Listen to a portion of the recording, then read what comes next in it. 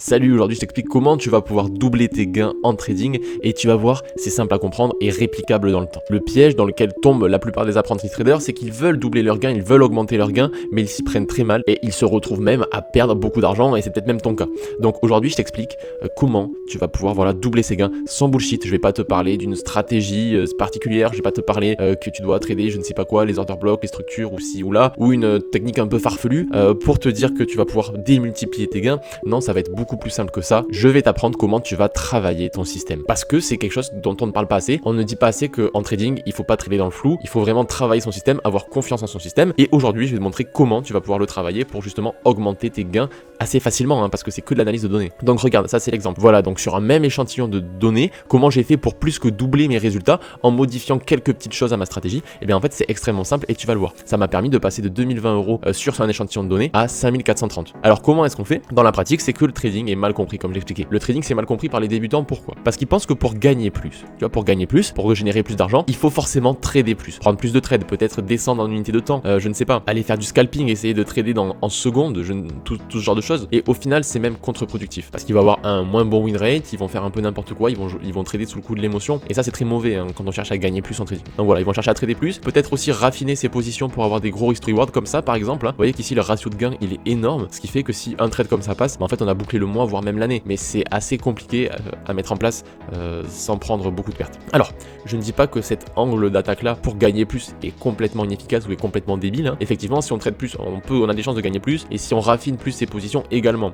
Mais par contre, c'est pas du tout, mais vraiment pas ce qui est le plus facile à faire, le plus facile à mettre en place quand on n'a pas encore atteint une rentabilité et une certaine stabilité en trading. C'est quelque chose qui se fait, mais plus quand vous voulez raffiner votre système, que vous êtes déjà un expert un petit peu du domaine. Mais pour faire simple, comment gagner plus du coup avec ton trading? Eh bien tout simplement, il faut que tu collectes de la data sur ton système. Alors comment on fait pour collecter de la data? Eh bien tout simplement, on va prendre une stratégie basique, celle qu'on veut tester, la plus basique possible. Voilà, le but c'est vraiment de tester, c'est pas d'essayer de chercher à maximiser nos gains, c'est de tester tout ce qu'on peut. Comment on fait pour prendre de la donnée? Alors pour prendre de la donnée, moi j'utilise FX Replay parce que c'est un logiciel que j'aime bien et qui se rapproche le plus des conditions de marché réelles. Pourquoi? Alors je vais te montrer ça de suite. Voilà, ça c'est tous les trades que j'ai pris sur mon échantillon de données. On peut voir que j'ai tracé toutes les structures à la main. Et en fait, pourquoi j'aime FX Replay? C'est parce que ça se rapproche des conditions réelles. Pourquoi conditions réelles? Parce qu'en fait on ne peut pas tricher. Donc en fait, vous voyez FX Replay, voilà, j'ai un petit bouton ici qui me permet d'avancer le temps. Et en fait, si je vais trop vite en avançant, si je manque une opportunité, disons que j'aurais pu me placer comme ça en short et que j'ai pas posé le trade, j'ai pas posé l'opportunité et que le prix part et me fait un take profit, mais en fait ce qui va se passer c'est que la data va pas être prise en compte dans mes données, puisque je l'ai loupé en fait le trade, je suis allé trop vite et j'ai loupé le trade. Et ça c'est ce qui se rapproche le plus pour moi du réel, parce qu'en réel effectivement on peut louper un trade, ça peut arriver de pas se réveiller, de pas être devant les graphiques à tel moment pour avoir le trade, donc en fait ça permet d'avoir des données vraiment plus fiables, vraiment plus proches du réel. Et ensuite grâce à FX Replay vous avez aussi tout ce qui est analyse de data de base, le win rate, la durée maximum dans les trades, les sessions, etc., les heures de la journée où vous êtes les plus profitables, les jours, vous voyez les mois, vos résultats par mois, par année, enfin voilà, c'est très très bien pour prendre de la data et je l'utilise en complément de Notion. Pourquoi Notion et pas Excel? Tout simplement c'est un test et j'ai vraiment apprécié Notion parce que je peux, alors j'imagine qu'on doit pouvoir le faire sur Excel aussi, mais je suis pas non plus un expert en informatique, mais voilà, mon but c'était de mettre plusieurs choses, plusieurs conditions, tester, en fait je voulais tester mon système sur plusieurs choses. Ok, donc vous voyez, date, session, j'ai testé les sessions, les structures, les conditions en haute, la condition du marché en haute unité de temps, les structures, une heure, le nombre de structures qui tenaient, si c'était un changement de sens, si ça faisait une structure, que la structure tenait 2, 3, 4, etc. etc. Et tout ça m'a amené à, sur 50 données, un win rate de 71% et 22 R dégagés en profit. Et alors comment est-ce que j'ai fait, voilà, pour passer de ce système-là, qui m'apporte ces résultats-là, donc un win rate de 71% et pour 22 R sur 50 données, à un système qui me permet d'avoir un win rate à 80% et qui me rapporte 46 sur un même échantillon de données. Alors c'est pas les mêmes données, j'ai pas repris les mêmes trades en modifiant certaines choses, c'est sur de nouvelles données, sur un nouvel échantillon. Voilà. Et bien alors comment est-ce qu'on a fait ça? Et bien tout simplement, suite à mon premier échantillon de données, j'ai cherché à observer ce qui était rentable et ce qui ne l'était peu ou pas. Voilà, donc en fait tout simplement j'ai cherché par la donnée à observer ce qui marche et ce qui marche pas. Et donc comment je suis passé du premier au deuxième système qui m'a rapporté beaucoup plus? Et bien tout simplement c'est que j'ai optimisé ce qui était rentable et j'ai supprimé ou minimisé ce qui ne fonctionnait pas. Alors je vais te montrer concrètement comment on fait. Voilà, donc comment j'ai fait? Et bien tout simplement déjà on en tire des datas et on les analyse. Première data, j'ai un win rate général de 72%. Ok, parfait. Ensuite, on peut se dire, ok, j'ai envie de voir quel est mon win rate en fonction des jours de la semaine. Donc là, par exemple, on voit que lundi, mardi, j'ai un bon win rate. Par contre, mercredi, jeudi, c'est pas terrible. Vendredi, c'est un petit peu mieux, mais bon, voilà. Alors, après, cet échantillon est un échantillon de 50 données, donc c'est un peu juste pour en tirer des conclusions définitives. Donc c'est pour ça que j'ai continué de trader sur le deuxième système, peu importe les jours. Mais si par exemple, vous voyez que vous avez un jour de la semaine à 30% de win rate et tous les autres à 80% de win rate sur, disons, 200 données, bah alors là, ce jour en question là, où il y a un faible win rate, vous le supprimez, vous le dégagez. Enfin, vous allez voir ce que j'ai fait après. Donc voilà, j'ai cherché à observer la rentabilité en fonction des jours, et on peut voir du coup que lundi, mardi, eh bien, nous ont rapporté beaucoup plus de R, de profit en fait, si vous voulez, que les autres jours de la semaine. Le vendredi un petit peu, et les autres jours beaucoup moins. Donc voilà, ça peut être intéressant. Si sur 200 ou 300 données supplémentaires, j'observe exactement la même chose, dans ces cas-là, ça veut dire qu'il y a bien un impact sur le mercredi, jeudi, vendredi. Peut-être à cause des news économiques ou je ne sais pas. Enfin, il y a quelque chose qui fait que mon trading est beaucoup moins rentable sur ces jours-là. Ok, ensuite, on peut observer un win rate par session. Asia, Londres, New York. Asia, pour moi, je considère de minuit à 7h du matin, heure française. Et on peut voir que j'ai un mauvais win rate. J'ai pas généré de performance vraiment avec entrer dans la session asiatique. En plus, c'est beaucoup de contraintes que de trader la nuit. Donc, pour moi, la session asiatique, ça dégage. Ensuite, je garde Londres et New York, même si Londres j'ai eu moins de trades que pendant la session de New York, ça reste profitable, donc je le conserve.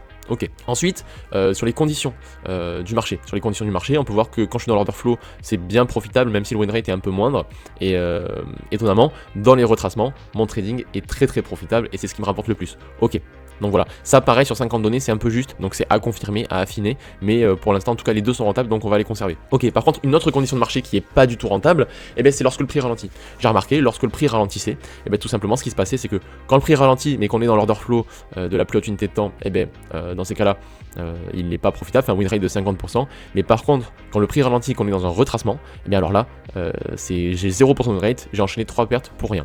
Voilà, donc en supprimant ça, vous voyez, donc en supprimant le trading dans ces conditions de marché là, ce qui se passe c'est que sur les 50 données, je vais avoir économisé 3 pertes. Voilà, 3 pertes sur 50 données, c'est déjà pas mal. Voilà, juste en ayant supprimé une chose de mon système.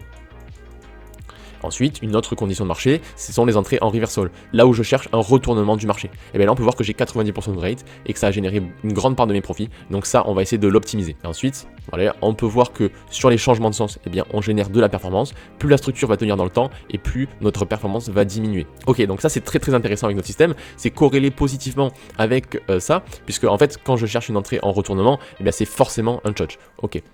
C'est forcément un changement de structure.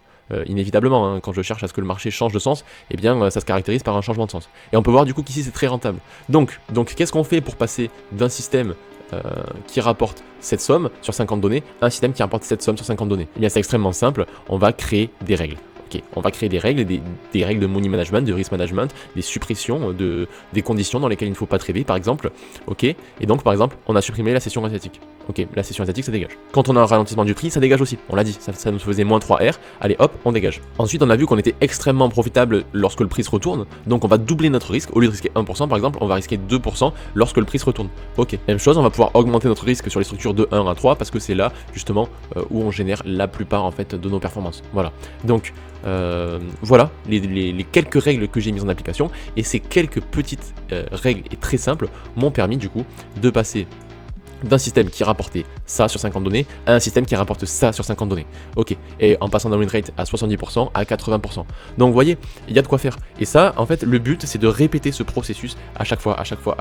Maintenant, sur les 50 prochaines données, je vais peut-être essayer de me focaliser sur mes pertes, essayer de les réduire. Est-ce que si je réduis certains setups, mes pertes seront réduites? Et du coup, est-ce que si ces pertes sont réduites, est-ce que ça va aussi réduire mes performances? Parce que peut-être que je vais passer à côté de beaucoup d'opportunités en cherchant à augmenter mon win rate. Alors, est-ce que c'est vraiment rentable ou non de chercher à avoir le meilleur win rate possible, quitte à se couper de certaines opportunités? Voilà, c'est plein de choses à tester, plein de choses, vous pouvez faire ça à l'infini, et c'est comme ça qu'on crée un système et qu'on travaille sur son système. Le trading, c'est aussi simple que ça. Je te parlerai de beaucoup de choses également en rapport avec cette data, tout ça dans les prochaines vidéos. N'hésite pas à t'abonner. C'était Matt, je te dis à la prochaine. Ciao.